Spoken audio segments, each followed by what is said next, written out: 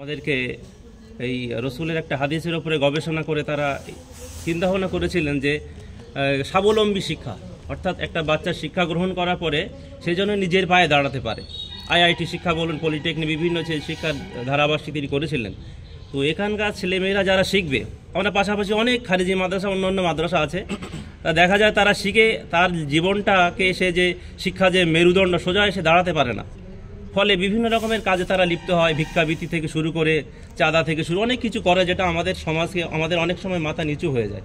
তো আপনি আপনার এই প্রতিষ্ঠানের ছাত্রদের জন্যে যারা এখানে শিক্ষা গ্রহণ করবে, তাদের এই যে নিজের পায়ে দাঁড়ানো বা স্বাবলম্বী হওয়ার ব্যাপারে কি চিন্তা ভাবনা করেছেন? আজকের আধুনিক বিজ্ঞান তারা জীবনমুখী যে সমস্ত কর্মকাণ্ড আমাদের চোখের সামনে উপহার দিয়েছে, এই মোবাইল থেকে যাবতীয় সব জিনিস, আজকে আর্টিফিশিয়াল ইন্টেলিজেন্স যে জায়গাতে চলে গেছে, তো আমাদের এই প্রতিষ্ঠানের ভিত্তি হচ্ছে বিজ্ঞান শিক্ষা।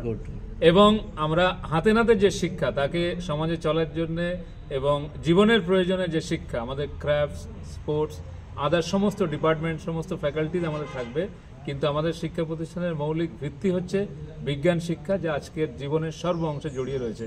ফলে আমাদের প্রতিষ্ঠান থেকে যে সমস্ত প্রোডাক্টগুলো বেরোবে, তারা কখনোই বেকার থাকবে না, এটা আমি বলতে পারি।